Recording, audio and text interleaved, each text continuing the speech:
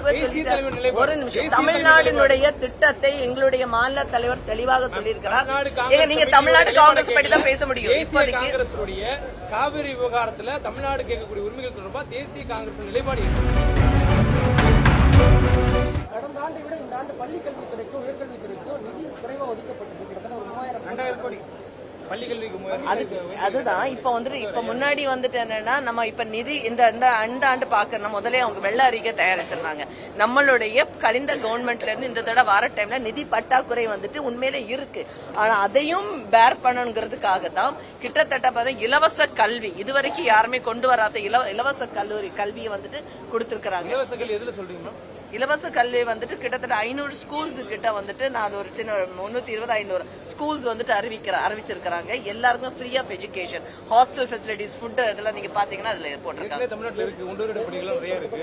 இந்த ஹாஸ்டல் ஃபெசிலிட்டிஸோட முன்னாடி வந்து இது கூட கொஞ்சம் மேம்படுத்தப்படும் ஏசி ஃபெசிலிட்டிஸோட இல்ல நிறைய வந்துட்டு என்ன பண்ணிருக்காங்கன்னா முதலாக என்ன பண்ணிருக்காங்க, நம்ம வந்துட்டு ஏசி ஃபெசிலிட்டிஸோட எப்படி ஒரு ரெசிடென்ஷியல் ஸ்கூல் எப்படி இருக்குமோ இல்ல இலவச முதல் ஏசி ஸ்கூல், அதாவது எப்படின்னா ரெசிடென்ஷியல் ஸ்கூல் எப்படி இருக்குமோ அந்த ஒரு கண்ணோட்டத்தோட இப்ப கொண்டு வந்திருக்காங்க.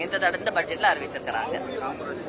அதே மாதிரி பெருந்தலைவர் காமராஜரோட பேர்ல வந்துட்டு திட்டத்தை வந்துட்டு அறிவிச்சிருக்காங்க. அந்த உணவு திட்டம் ஆகட்டும், இதெல்லாமே வந்துட்டு காலை உணவு திட்டம் எல்லாமே அதை அறிவிச்சிருக்காங்க. இதெல்லாம் நிறைய ஒரு முன்னோடி. அதெல்லாம் இப்பதானே தொடங்கி இருக்கிறோம் நாங்க. பாருங்க, அந்த எக்ஸிஸ்டிங் நேம் தான் இருக்கிற ஸ்கீம் தான் நேம் மாத்திருக்காங்க. இதுல என்ன உங்களுக்கு ஃபர்ஸ்ட் டைம் ஒண்ணுமே இல்லையா? எக்ஸிஸ்டிங் ஸ்கீம் தானே. எக்ஸிஸ்டிங் ஸ்கீம்னு சொல்ல முடியாது இல்லையா. முன்னாடி எக்ஸிஸ்டிங் ஸ்கீம்ல வந்து டிடிசி அப்ரூவலோட தான் CM morning breakfast scheme already இருக்குது.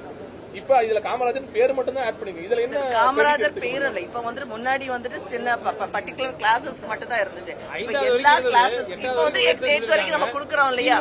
தேர்தல் வாக்குறுதியிலும் நாங்க திமுக தேர்தல் வாக்குறுதியை பற்றி பேச எங்களுடைய வாக்குறுதி முதலமைச்சர் அதுல புதுசா கொண்டு வந்த மாதிரி நீங்க நிறைய சொல்லும் போது மிஸ்லீடிங்கா நிறைய புதுசா கொண்டு வந்த புதுசு இல்லன்ற ஒரு எக்ஸ்டென்ஷன் தான்.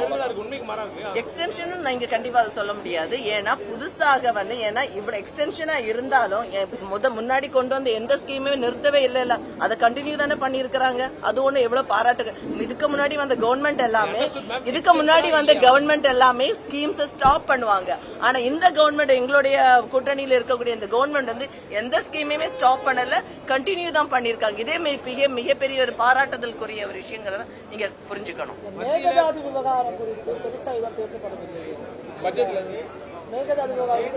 காவிரிக்கு குறுக்கே வந்து தடுப்பணைகள் கட்டப்படும் அப்படிங்கறத தெளிவா கொடுத்திருக்காங்க.